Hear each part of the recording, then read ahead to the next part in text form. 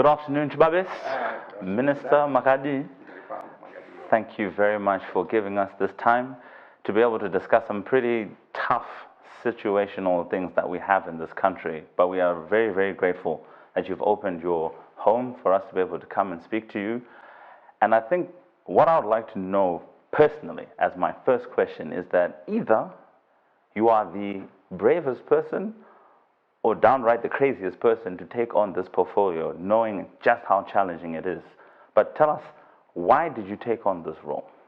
Well, look, the country, insofar as my portfolio is concerned, is in a dire situation. And there comes a time that one must serve their country. And so for me, this is an opportunity. Many people perished to achieve our independence. And I don't think that the work that I'm going to be doing and the challenges that I'll come across during my work are anywhere near what our freedom fighters went through. So this is a challenge, it's an opportunity for me to work for my country, and I'm very happy and determined to assure results. My principal, the president, expects me to do that, and that's exactly what I would do. I'm glad you brought up the fact that, people have worked, people have suffered for the nation to get to where it is. It's for the different reason happening right now. People are not working, but people are suffering. National productivity is at an all-time low. What is the plan that your ministry has to end this fuel queue situation that we have? Because at the moment, companies are at a standstill, industry is slowing down, and yet those are the two things that are supposed to bring us out of the chaos. So what is the plan for the ministry to end the fuel queues? Let me start by saying that resolution of our current challenges is not dependent on any one individual or one entity. Why do I say that? If you look at ZESA, the public owes significant amount of money to ZESA. Commerce and industry, local authorities, the total bill is 1.2 billion. We still have abuse or misuse of power. We treat it like it's the air that we breathe, which we don't have to buy. You don't have to budget for it. This is a very expensive commodity which we import. What is our plan? We need a plan. When you do not plan, you plan to fail. And we need to understand that we have a deficit in terms of power. We need to generate more power. We need to begin to work in a very deliberate manner around issues of renewable energy. And I've just come from a conference today on energy. I was in Portugal a few weeks ago where we were meeting investors. Some of them have already been here. So we need to deliberately begin to constrict the deficit that we've got. But we're not just looking at ensuring that we have sufficient power for Zimbabwe. We want to be a net exporter of power. And we are currently dealing with ensuring that we have an environment that is attractive to investors for that purpose. Now, when you say attractive to investors, when I was listening to your response, I was trying to gauge what the actual plan is. What I heard is a lot of ambition, not so much plan. So when you say you want to attract investors, currently investors are looking at how can I establish a business, how can I get the best out of this, and knowing that the mantra of open for business is in line with our goals for 2030. Your portfolio is letting us down at the moment in terms of achieving that. This is why people are asking for a plan. So my question now to you is, what is now, have you and the Minister of Finance, as well as our Reserve Governor, been conversing about how to allocate funds to be able to alleviate some of the pressures that are on your two portfolios? Well, I don't think the problem is purely one of finance. If you look at our consumption of power, I think it's reckless to purchase very expensive power and not be interested in how it is consumed. We need to begin to deal with how and what types of appliances we use. We need to conserve power. And we're coming up with very direct steps. For example, at my own ministry, we've installed a meter. This is the first time that this has happened in this country. And we are working towards a rollout program to ensure that all government departments have got meters. If a government department doesn't budget for power, it's going to have problems. And if it is budgeted, it must consume power within that context. But with a lot of interventions that we need to do, our approach is going to be extremely disruptive. We're in an extraordinary situation, so we can't pretend that the situation is normal or that its business is normal. Right. We want to disengage as many as possible of our consumers from the grid, so that we lessen the burden on the Minister of Finance and the Reserve Bank of Zimbabwe in terms of looking for forex every day to make sure that we've got power. As you know, we owe our regional partners significant amounts of money. ZESA is owed significant amounts of money by Zimbabweans in business, ordinary people, local authorities. As I have said, government is paid what it owes, and we expect that if people want to get power, they must understand that we must pay. Payment is the only way that you will react to a debt. So you've really been pushing this narrative that Zimbabweans, particularly the citizens, have about 350 million that are owed to them, and in total, when you then put local authorities, individuals at large, and etc., it now gets to 1.2 billion. Now, big question that a lot of Zimbabweans have is, we are prepaid customers, right? We pay with a meter.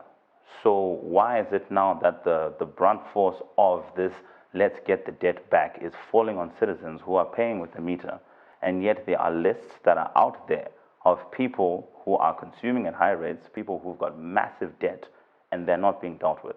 Why the upside down starting point to say we with the prepaid are the ones who are going to be at the forefront of paying back? Well, I can't give you the exact number of consumers or clients that ZESA has. This is a significant number.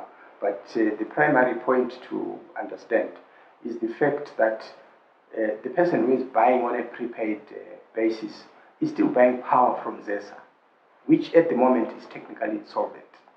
And who has made it insolvent is the customers. It's not as if there is a separate source of power for people that are prepaid.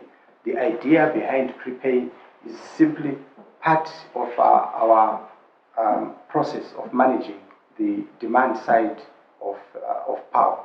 We need to proliferate the distribution of meters so that we manage consumption. It's very simple. When you do not have money to buy power, you will not have the power. We are busy juicing our phones every day. But when it comes to paying bills that relate to ZESA, we think that it's a free service. If we want to go forward, we need to ensure that we pay our bills. I appreciate that point, and I think that it's a point that everyone needs to understand, and we appreciate you reiterating it. I think what the Zimbabwean people are saying is, why only us? Why is it that we are saying, like quite rightly, like you've just said, it's the customers? But the customers is a very broad spectrum of people, right? But why is it that when you're now saying people are not paying their bills, people are not doing this and that, people are over-consuming in their households? Can you understand that at this time, that statement might be a little bit off-putting or at least confusing for people? Can you help to expand? What do you mean by customers? Is it just us, or there's more people? No, a customer is everybody who is a contract with ZESA to get power from it. And you sign documents, you make commitments, and there's no way where it says that you can get power for free. Right. There's nothing like that. You're supposed to pay. So customers, everyone, and I've made it very clear, this has nothing to do with who you are. I'm Minister for Energy. They are load shedding me every day. I've never complained, and I think that is the way it should be. We must all share the pain, so that we understand that we have a common responsibility to sort out this issue. There is no politics about this. There is no question of when we load shed, we don't ask for party cards. If that was the position, I probably would not be load shed. So I've been encouraging everyone, colleagues in Parliament, members of the public, to ensure that let's come together on this issue and resolve it. Members of Parliament have a role to play, to speak to their constituencies, encourage people to pay, because even if people are not switched off, as long as we have the attitude that power is for free, a time will come when ZESA will totally not be able to provide power. And what will happen to Zimbabwe at that point in time? So how many houses have prepaid outlets? Because if you're saying that people need to have an attitude of paying, I don't think people don't pay for their electricity, even if it's just putting $10 from a token at a supermarket and so on and so forth. And I think, right now there's some real issues. 15-hour power cuts. It's crazy. There's a lot of services that people are paying for that are going to waste. There are people who are sick, who have insulin in fridges, that are going to waste or being compromised because of this. And when we're saying that they're not paying, what are they paying for? How are they supposed to pay? This is what we're trying to extract information from our leaders to say, you're saying we're not paying, but I know that I've paid for my ZESA at a token at a spa. So when you're saying we're not paying, what does that mean? Well, not paying simply means you have not given money to ZESA. And we can isolate individuals, but as a collective, this is why we're 1.2 billion. Now, let me talk about prepayment. When you prepay, ZESA takes a portion to cover the debt that you owe. But we must look at this in context. What is the tariff that we are using? Right. We are the cheapest in the region. We're basically giving people free power. We can't develop that rate. And this is why I'm saying that commerce and industry have a special interest in this. The hardships that they are facing at the moment must propel them to extinguish their debt with the ZESA. But not just them. Local authorities, the same. Me and you need to do the same. And so it's not an issue about the Minister of Energy, having failed to do this and that. We simply must attack this issue together as Zimbabweans and understand that energy is at the very epicenter of the economy. Now we realize it. People in business know. We have challenges on the diesel side. It's expensive to run a business. I spoke to a businessman today who told me that every week he needs 50,000 liters. Now, what sort of business will provide that business with a profit? It's completely unsustainable. But people are struggling to just ensure that the businesses continue to be in place in the hope that the solutions that government is working on come, to resolve this issue. That is the task that I'm faced with, and I'm going to provide leadership in that, and I will expect support from Zimbabweans, because it's not a problem that is peculiar to myself or to government. Okay, so you're talking about sustainable solutions previously. Why is there still duty on importing solar?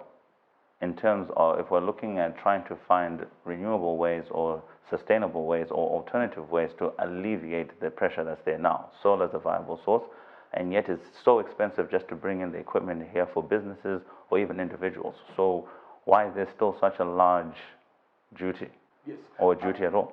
You need to understand that we have not pursued the issue of solar energy with the necessary effort which it demands. It's the way to go. It's healthy, and we are looking at all those aspects. But we now need to understand that we've got to create a congenial environment for investors, and this means that we've got to look. We are going to look at practices within the region and beyond that can entice investors to come.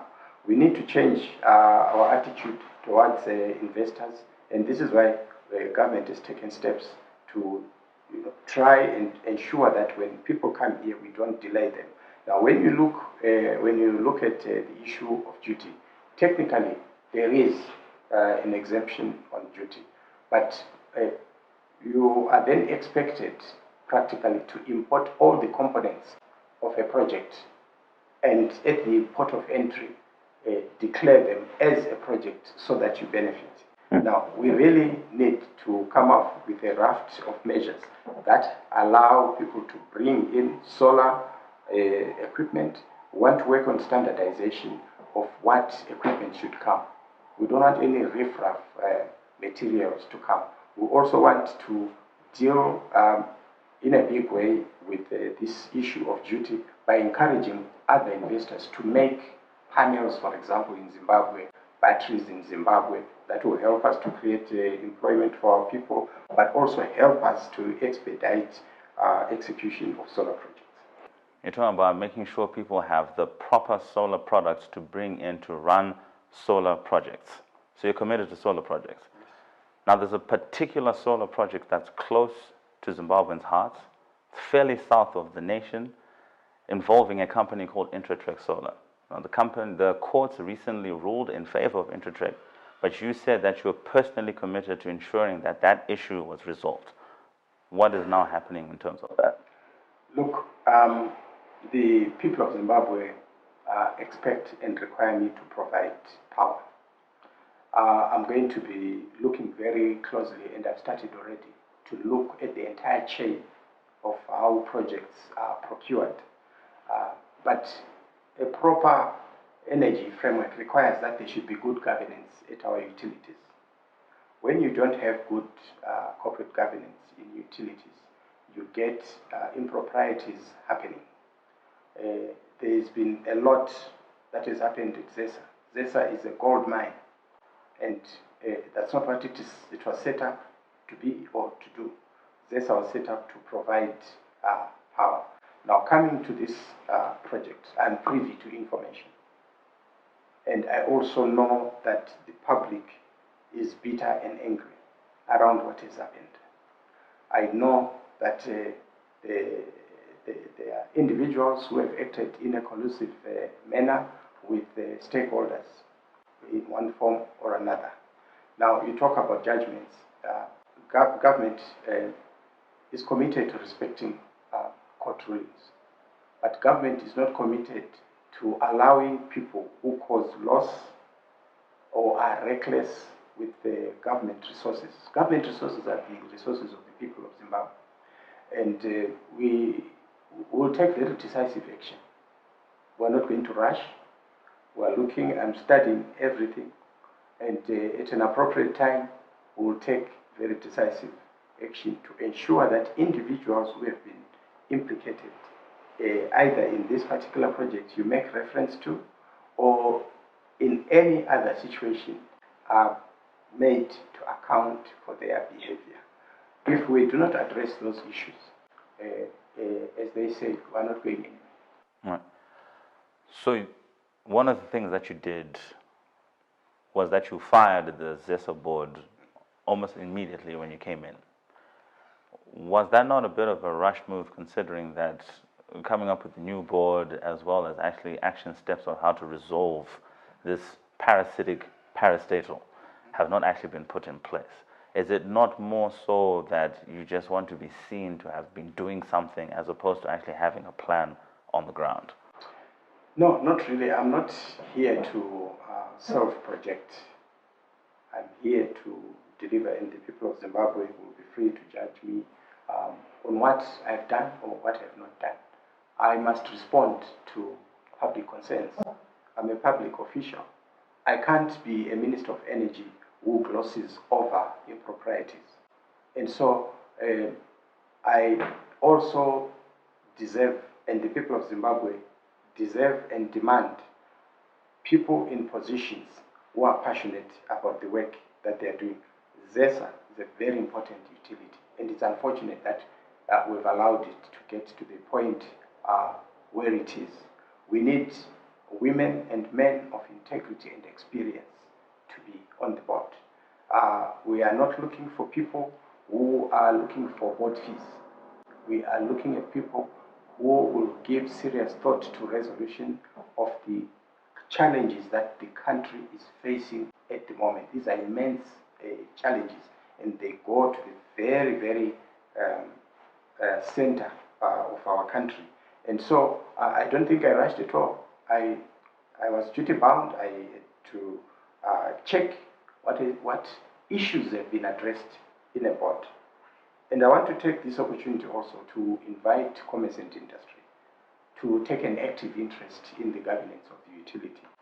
We will be looking for board members, and we would like commerce and industry to help us identify people. The idea behind relieving the board members of their positions, it's not a personal issue. I'd never met any of them before, and the idea is not to put my friends or relatives on the board so that I make money.